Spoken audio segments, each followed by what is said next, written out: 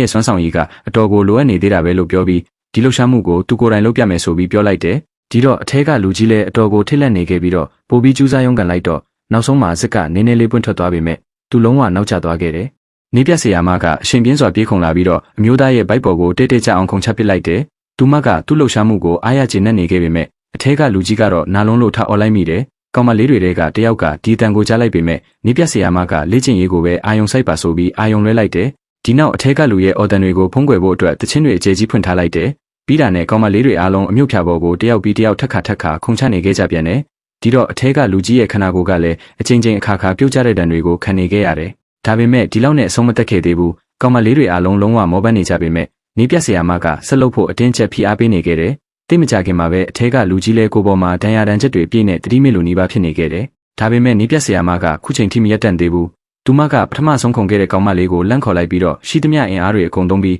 တစ်ချိန်လောက်ထပ်ခုန်ပါအောင်လို့ပြောခဲ့လိုက်တယ်ဒီတစ်ချိန်မှာတော့ကောင်မလေးကလှုပ်ရှားမှုကိုပြည့်စုံအောင်လှုပ်ဆောင်နိုင်ခဲ့ပေမဲ့အထက်ကအမျိုးသားအတွက်ကတော့ကံမကောင်းစွာနဲ့ပဲသူ့ကောင်းပေါ်ကိုတိတ်တိတ်ကိုခုန်ချခံလိုက်ရတယ်ဒီနောက်မှာတော့နေပြဆရာမကကောင်မလေးတွေကိုအိမ်ပြန်ပြီးအနားယူဖို့ပြောလိုက်ပြီးတော့သူတို့ထွက်သွားတာနဲ့သူမကအမြုပ်ဖြာစီကိုရှောက်လာခဲ့တယ်အဲ့ဒီဖြာကလည်းခရမ်းချင်ဒီဆော့စ်တွေလောင်းထားတဲ့အာလူးကြော်ပုံကြီးလိုဖြစ်နေခဲ့ပြီးတော့သူမစစ်ကိုဖွင့်ကြည့်လိုက်တဲ့အခါမှာတော့အမျိုးသားကအသက်ရှင်နေသေးတယ်ဆိုတာကိုသိပေမဲ့ကဲတင်ဖို့တော့လုံးဝစိတ်ကူးမရှိခဲ့ဘူးသူမကခက်ထန်တဲ့လေတံနဲ့ပဲဒါကဆော်ရီကိုချောင်းကျင်တဲ့ကောင်တွေအတွက်ရလက်ပဲလို့ပြောခဲ့လိုက်တယ်သူမရဲကိုဘာလို့မခေါ်တလဲဘာကြောင့်ဒီလောက်ရက်ဆက်တလဲဆိုတာတွေကတော့ဒီမနက်ခင်းကပဲစတင်လာခဲ့ပါတယ်သူမကကားရဲ့နားရနေရာမှာကားတစ်စီးရထားတာကိုတွေးလိုက်ရပြီးတော့အမျိုးသားတယောက်ထိုင်နေတာကိုတွေးလိုက်ရတယ်သူမကကားကိုရွှေ့ပေးဖို့တောင်းဆိုခဲ့ပေမဲ့သူကသူ့သမီးကိုစောင့်နေတာပါလို့ပြန်ပြောခဲ့တယ်တကယ်တော့ဒီမျိုးသားကရက်ပေါင်းများစွာဒီနေရာတစ်ဝိုက်မှာလဲပတ်နေခဲ့ပြီးတော့သူလိန်နေရဆိုတာသိနေခဲ့တာကြောင့်သူမကရင်ဆိုင်ပြောဆိုလိုက်တဲ့အခါမှာတော့သူကဒေါသထွက်ရောင်ဆောင်ပြီးတော့သူမကိုဆန်နှောက်နေခဲ့လိုက်တယ်ဒီနောက်ကားကိုအချိန်မြင့်မောင်းပြေးသွားပြီးတော့ထွက်သွားရင်းနဲ့တောင်မင်းငါကိုဖမ်းလို့မရပါဘူးကွာလို့ပြောသွားလိုက်သေးတယ်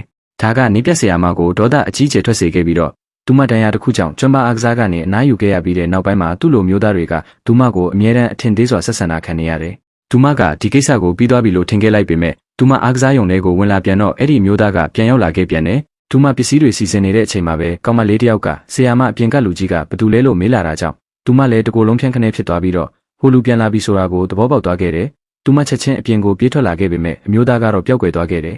ဒီတော့သူမလည်းရုံးခန်းစီကိုအလျင်မြန်ပြန်လာပြီးတော့ရဲကိုဖုန်းခေါ်ပြီးအကြောင်းကြားခဲ့ပေမဲ့ဒါကအရေးပေါ်အခြေအနေတစ်ခုမဟုတ်တာကြောင့်မလာနိုင်ဘူးလို့ညှဉ်းဆန်ခဲ့ကြတယ်သူမလည်းတခြားရွေးချယ်စရာမရှိတော့တာကြောင့်ဒီလူပုံခုန်နေနိုင်တဲ့နေရာတွေကိုလိုက်ရှာခဲ့ပေမဲ့လုံးဝရှာလို့မတွေ့ခဲ့ဘူးအဲ့ဒီအချိန်မှာပဲចောင်းသားတွေအားလုံးရောက်လာတာကြောင့်သူမလည်းကိုလက်လှုပ်ရှားမှုလေ့ကျင့်ခန်းကိုစတင်ခဲ့လိုက်ရတယ်သူမចောင်းသားတွေကိုဂယူးတစိုက်ကြည့်ရှုနေတဲ့အချိန်မှာပဲအမြုပ်ဖြာအတွင်းထဲမှာပုံအောင်နေတဲ့မျက်လုံးတစ်စုံကိုတတိထားမိလိုက်ပါတော့တယ်ဒါကြောင့်ခင်ဗျားတို့လည်းဘာပဲချောင်းဆိုဖာတွေဘာတွေအောက်ကနေမချောင်းကြပါနဲ့လို့တတိပေးလိုက်ပါရစေ